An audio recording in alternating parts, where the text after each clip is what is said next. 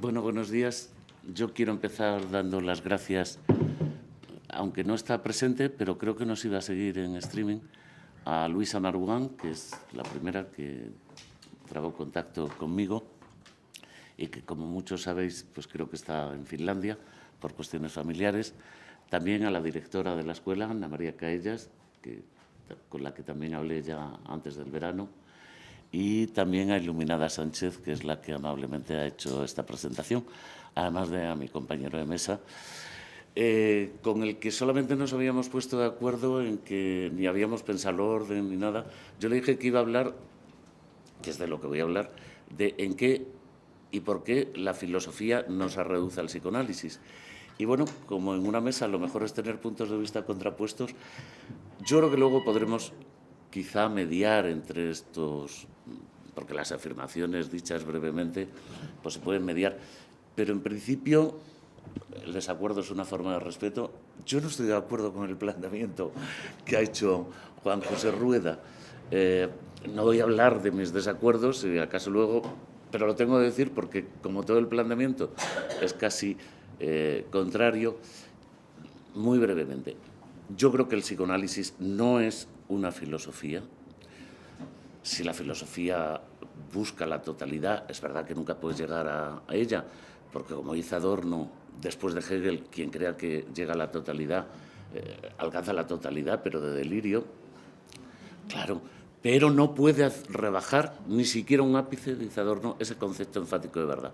E incluso la pregunta por si el mundo en su conjunto, como Wittgenstein y muchos otros filósofos, pues han planteado. Y claro, el psicoanálisis no es una filosofía, sino, por peculiar que sea, aspira a ser una ciencia. Es verdad que no una ciencia positiva, al uso, es verdad que hay una atención a lo particular, pero que solamente desde puntos de vista generales se pueden tener en cuenta, que hay un híbrido entre la energética y la hermenéutica, como dice Paul Ricoeur, que aunque no se pueda falsar como otras ciencias, que es lo que Popper le achacaba, eso sucede en otras disciplinas, como por ejemplo la antropología, que no está abierta a la observación universal, porque cuando un antropólogo observa un determinado pueblo, es él el único que lo observa. Con lo cual, pero yo creo que el psicoanálisis trata de ser una ciencia peculiar, no todas se comportan al modo de la física. Esto no lo voy a desarrollar. En la APM, precisamente, una de las veces que me invitaron a hablar, hablé precisamente sobre el sentido científico y su problemática en la crisis de la ciencia del siglo XX, ¿no? El sentido del psicoanálisis. Respecto a la formación de Freud, no voy a hablar de esto es como por un inicio, porque está en contrapuesto el punto de vista. La formación de Freud tuvo, obviamente, una admiración enorme por la filosofía, algún texto que has citado y algún otro, pero su formación filosófica es francamente escasa, es muy endeble. Ha leído a Feuerbach. Él dice que no leyó a Nietzsche. La relación de Nietzsche con Freud siempre se dice que es muy intensa. En algunas afirmaciones de partida, en los puntos de vista finales, no pueden estar más separados. La incitación al límite, la renuncia que está en la entraña del psicoanálisis tiene muy poco que ver con Nietzsche. Y a Kant no le conoce nada bien. Y a Platón le cita, pero le cita porque tradujo un ensayo de Stuart Mill sobre Platón. Es decir, que la formación filosófica de Freud es muy floja, muy endeble. Yo creo que su gran formación humanista viene sobre todo de la literatura, de Goethe, de Schiller, de Cervantes, de cuya influencia me he ocupado en algún artículo, Cervantes en Freud, no solo con el Quijote, sino con el Coloquio de los perros y otras. Y en cuanto a la filosofía romántica del inconsciente, bueno, yo creo que ahí se produce una ruptura. Es que cuando el romanticismo está hablando de inconsciente, no está hablando nunca en el sentido freudiano. Está hablando de inconsciente en el sentido de subconsciente, es decir, de eso que está debajo de la conciencia. Pero es que Freud no utilizó prácticamente nunca el término subconsciente, a no ser en la etapa prepsicoanalítica. Por ejemplo, en el estudio de las diferencias entre las parálisis motrices orgánicas e histéricas. Ahí sí, dice en un momento, hay pensamientos que se disocian de la conciencia y van a lo subconsciente, pero ese es el Freud prepsicoanalítico. Hay cosas que están debajo de la conciencia, por ejemplo, las normas gramaticales, de las que no somos conscientes normalmente, aunque empleemos con cierta corrección el lenguaje. Hay cosas que están debajo de la conciencia, pero que no son inconscientes en el sentido freudiano. Son simplemente preconscientes. Y de ahí que Freud, el término subconsciente, realmente lo trata muy mal, lo utiliza poquísimas veces. Y la filosofía romántica, lo que está hablando cuando dice el inconsciente, es de lo subconsciente. Es como cuando habitualmente se dice, no me he dado cuenta de esto, es inconsciente. Pero eso no es el inconsciente freudiano, que es otro sistema regido por otra legalidad. Y bueno, de lo que yo quería hablar, eso sí se lo anuncié a Juan José, es que es justo casi el punto. Depende, porque claro, como no os conozco, pues no sé, es difícil a veces, pero mi percepción por mi relación amplia con grupos y psicoanalistas, es que muchas veces se tiende a reducir, el psicoanálisis tiende a reducir la filosofía al propio psicoanálisis. Y yo creo que eso es ilegítimo. Creo que eso es ilegítimo porque el psicoanálisis, que creo que tiene aportaciones valiosísimas que hacer, y bueno, pues que yo estoy muy en la onda psicoanalítica por mis publicaciones, mi dedicación es obvio, pero me parece que el psicoanálisis es una aportación importantísima, deslumbrante en algunos momentos, pero cuando no quiere aspirar a la totalidad. Como piense que es la palabra que va a resolver los demás problemas, se convierte en la salsa que acaba estropeando todos los platos. Es decir, su aportación hay que tomarla como esa aportación, pero sin ningún afán reduccionista. Y Freud, desde luego, tuvo tentaciones de la filosofía, nunca se dedicó a ella, le parecía que los filósofos se perdían en especulaciones, y cuando en la última etapa de su vida se afloja el freno que había querido ponerle a su especulación, como él dice, tampoco me dedico a la filosofía, y no se dedica a la filosofía, sino que abarco puntos de vista de interés general desde una base psicoanalítica, por ejemplo, en el malestar en la cultura. Y bueno, pues filosóficamente yo creo que su formación es muy escasa, de ahí algunos de los graves errores que, con toda mi admiración por Freud, filosóficamente en su obra contiene. Pero bueno, como tenemos que establecer un diálogo, pues, y el punto de vista, en principio, porque luego a lo mejor si hablamos no están contrapuestos, no por mediar fácilmente en un eclecticismo, es que sé que las afirmaciones dichas en breve tiempo, pero yo de lo que quería hablar, y es de lo que voy a intentar hablar, es de en qué y por qué la filosofía no se reduce a psicoanálisis. Bueno, en la última de las lecciones, de sus nuevas lecciones introductorias al psicoanálisis, dice Freud, y ahí me parece que dice bien, que la filosofía no es una Weltanschauung, no es una cosmovisión, es decir, una visión del mundo en donde todo tiene su puesto más o menos fijo. Esa es una afirmación explícita de Freud con la que yo estoy de acuerdo. Es verdad que una filosofía no es exactamente una concepción del mundo, porque la concepción del mundo tiende a dar una visión estática del mundo, mientras que la filosofía, si se destaca por algo, es ante todo por ser búsqueda, por ser, como decía Hegel, de la conciencia, relación, búsqueda, movimiento. Y entonces no es la filosofía exactamente una concepción del mundo. Pero la filosofía, lo veré luego con Wittgenstein, sí tiene una aspiración, no digo que lo logre, a la totalidad. Y en esta relación entre filosofía y psicoanálisis, yo creo que en la obra de Freud y en muchos psicoanalistas posteriores, hasta hoy, que a veces yo me asombro de los momentos reduccionistas, yo creo que hay por parte de Freud un respeto a la especificidad de la filosofía y de otras manifestaciones culturales, del arte, de la religión, de la ética. Creo que por un lado hay un respeto y por otro lado una tentación reduccionista que se da continuamente en su obra.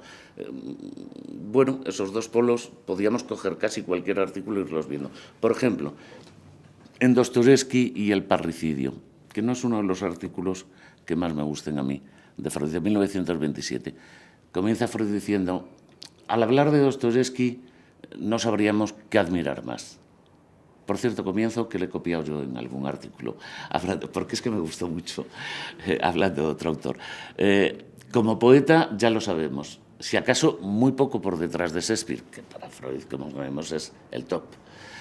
Después está el gran moralista, también el hombre fuertemente religioso y, desde luego, el espléndido poeta.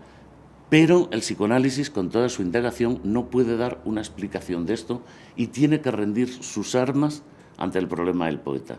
Bueno, ahí Freud, magnífico. Es decir, no trata de reducir el dinamismo de la estética a la explicación psicoanalítica, que puede aportar alguna cosa, él lo intenta ahí en Dostoyevsky y el parricidio, pero que no logra reducirlo. Estas tensiones se ven en otros momentos de su obra. Si, por ejemplo, cogemos Totem y Tabú, de 1913, una obra fantasiosa, problemática, antropológicamente desquiciada, pero que a mí me parece que es que las cosas que dice Freud de la antropología no se mantienen, pero que, a pesar de esa apariencia fantasiosa, él mismo dudó durante años, cosa que no le pasó con otras obras, de publicarlo, pero no me quiero meter ahora en esa cuestión. Pese a ese disparate científico que antropológicamente es Totem y Tabú, la reivindico porque creo que psicoanalíticamente, y a pesar de sus deficiencias, tiene un enorme valor. No voy a meter ahora en por qué. Pero cogemos Totem y Tabú respecto a otra esfera que no sea el psicoanálisis. Y en el comienzo del capítulo 4, que es al que todos los otros van encaminados y que es el central, Freud empieza diciendo: para hablar de un fenómeno tan complejo como la religión, habría que pedir la colaboración a disciplinas tan dispares como la psicología, la sociología, la antropología y la filosofía, pues uno no se puede pronunciar fácilmente sobre un fenómeno tan complejo. Y uno, cuando lo lee, dice: qué hombre más prudente, qué ponderado. Eso es un engaño. No sé si es una concesión a la galería, porque es que 3, 4 páginas después, muy poquito después, coge y hace lo contrario. Dice: de tal manera que la explicación psicoanalítica de la religión es la fundamental y la clave de todas las demás explicaciones. Y uno dice: qué barbaridad, qué atrevimiento, qué osado. Entonces, en Freud hay siempre esta oscilación entre el respeto por otras disciplinas y el intento de reducción. Y bueno, eso yo lo he visto hasta el presente. Ahora resulta que el psicoanálisis es una ética. Bueno, eso en mis discusiones con los lacanianos, a algunos creo que les he convencido, y mira que son difíciles de convencer, hay que decirlo todo, pero el psicoanálisis no puede ser una ética. Entonces, ¿en qué el psicoanálisis, en algunos temas, no puede ser una filosofía? De los múltiples temas, ya hemos visto algo del arte, de los múltiples temas que se puede hablar, yo voy a centrar brevemente en dos, en los que Freud se centró particularmente, que fueron en la ética y en la religión. Son los que más ampliamente recorren su obra, más que el arte, sobre el que no tiene tantos ensayos, aunque tiene muchos. A la religión, siendo él profundamente religioso, tuvo pocas tentaciones de ser creyente, pero a la religión le dedica los ensayos culturales más amplios, desde los actos obsesivos y las prácticas religiosas del año 7, a Totem y Tabú del año 13, a una neurosis demoníaca del siglo XVII de 1923, El porvenir de una ilusión de 1927, una experiencia religiosa también del 27, El malestar en la cultura del 30, y Moisés y el monoteísmo, que ocupa los años finales, pues uno se queda sorprendido de la atención inmensa que Freud dedicó al fenómeno religioso, aparte de lo que dedica a la religión en muchos otros ensayos, por ejemplo, en Un recuerdo infantil de Leonardo da Vinci, del año 10, y a la ética, o cuestiones relacionadas con la ética, pues está la moral sexual cultural y la nerviosidad moderna del 8, sobre una degradación general de la vida erótica, un ensayo que a mí me parece precioso, del año 12, consideraciones de actualidad sobre la guerra y la muerte. Es decir, hay una enorme preocupación, y es a esos dos campos que la propia producción freudiana se dedicó, es a los que me quiero centrar brevemente, para ver por qué, en qué y por qué yo creo que la filosofía no se puede ni se debe reducir a psicoanálisis. En el campo de la ética. El campo de la ética, dice en nuestros días Jürgen Habermas, que debería estar caracterizado por problemas de delimitación, fundamentación, aplicación. Es decir, en qué se delimita la ética con otros saberes o con otras disciplinas, cómo se fundamenta, cómo se aplica. Dentro del inmenso abanico, bueno, Iluminada citaba alguna de las obras, La aventura de la moralidad, que es una especie de intento, es verdad que es una obra de colaboración, de hacer una lectura de algunos problemas éticos básicos en nuestros días, dentro de la el inmenso capítulo de problemas éticos que podríamos señalar. Yo me quiero detener brevemente en dos, pero son dos que son centrales. Uno, el problema de la libertad, y otro, el problema de la fundamentación. Digo, todo esto dicho en abreviatura, porque es que son problemas que atraviesan la historia del pensamiento de Platón en nuestros días y podríamos estar mucho tiempo. El problema de la libertad. Se dice que sin libertad no hay ética, porque si un sujeto no es libre no puede ser responsable de lo que hace y por lo tanto no se le puede imputar responsabilidad moral alguna. Tampoco podríamos hacer ninguna imputación legal. Es decir, que las imputaciones legales y morales presuponen la libertad. Yo defiendo la libertad. Si hago una broma diría que tengo que defenderla porque es que si no me quedo sin trabajo. Como soy profesor de ética y la ética presupone la libertad, pues claro, si digo que no hay ética me tengo que dedicar a otra cosa. Pero naturalmente esto es una broma. Como la libertad es uno de los problemas irresolubles, que son a los que los filósofos nos dedicamos a problemas que no tienen solución y así quizá nos distraemos de otras cosas. No tienen solución, pero podemos ver cómo se pueden plantear mejor, ver que hay caminos en salida, en fin. Pues el problema de la libertad se recorre al menos desde la ética nicómaco de Aristóteles a, por ejemplo, la última discusión que Habermas ha hecho con las neurociencias entre naturalismo y religión. El libro, uno de los últimos libros de Habermas, pasando, por supuesto, por todo el planteamiento kantiano, la crítica de la razón pura, la crítica de la razón práctica, la fundamentación de la metafísica de las costumbres, en donde el problema de la libertad está. Textos antiguos, con mis alumnos, que todos los años tengo un curso de ética, que empiezo el martes. Bueno, una de las cosas que yo gozo y que creo que ellos gozan es que textos que parece que están muertos, la ética nicómaco, escrita ahí 4 siglos antes de nuestra era, bueno, tiene una actualidad y una vigencia. En el capítulo 3 Aristóteles estudia el acto voluntario. ¿Cuándo podemos considerar que un acto es voluntario? Es decir, el problema de la libertad, dicho con otra terminología. Y como le parece difícil definirlo, va dando rodeos diciendo lo que no es voluntario. Y bueno, pues después de su investigación, Aristóteles viene a concluir que un acto podríamos considerarlo voluntario cuando no está realizado ni por compulsión ni por ignorancia. La reflexión de Aristóteles es muy fina, no solo porque va poniendo ejemplos límites. Por ejemplo, por citar solo uno, cuando el capitán de un navío se encuentra con una tormenta y decide tirar toda la carga al mar porque piensa que así el barco se aligerará de peso y quizá pueda salvar a la tripulación, ¿ese acto es libre o es compulsivo? Es decir, que son reflexiones que podemos aplicar muy bien en nuestros días. Claro, el acto por un lado es libre porque es una decisión del capitán, por otro lado es compulsivo porque son la fuerza de los elementos las que parece que llevan al capitán a tomar esa decisión.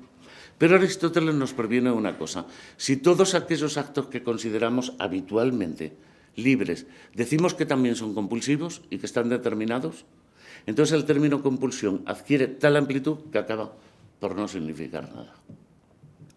Bueno, pues yo creo que Freud, respecto a este problema de la libertad, que para la ética es su condición de posibilidad, si no hay libertad no hay ética,